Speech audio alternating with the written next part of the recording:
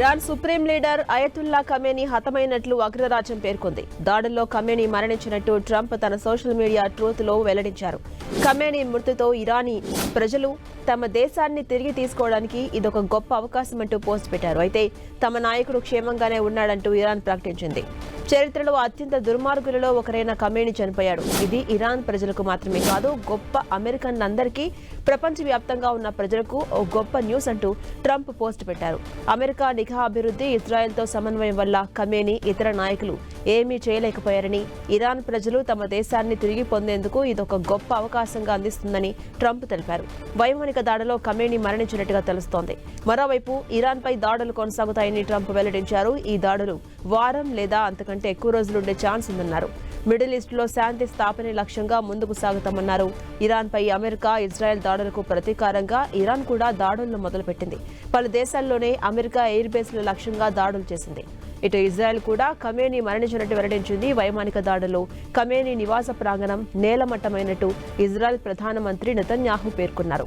Khamenei జీవించి ఉండకపోవచ్చని ఆయన పేర్కొన్నారు. ఖమేనీ ప్రాంగణంపై 30 బాంబులను ప్రయోగించినట్టుగా ఇజ్రాయెల్ సైన్యం పేర్కొంది. అయితే ఖమేనీ సురక్షితంగానే ఉన్నారని, తమకు తగిన మార్గనిర్దేశం చేస్తున్నారని ఇరాన్ రెవల్యూషనరీ గార్డ్ దళం స్పష్టం చేయడం ఆసక్తి రేపిస్తోంది.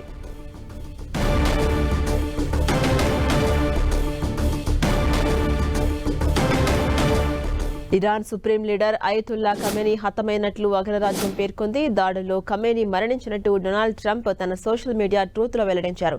ఖమేనీ మృతితో ఇరానియన్ ప్రజలు తమ దేశాన్ని తిరిగి తీసుకోవడానికి ఇదొక గొప్ప అవకాశం అంటూ పోస్ట్ పెట్టారు. అయితే తమ నాయకుడు క్షేమంగానే ఉన్నాడంటూ ఇరాన్ ప్రకటించింది.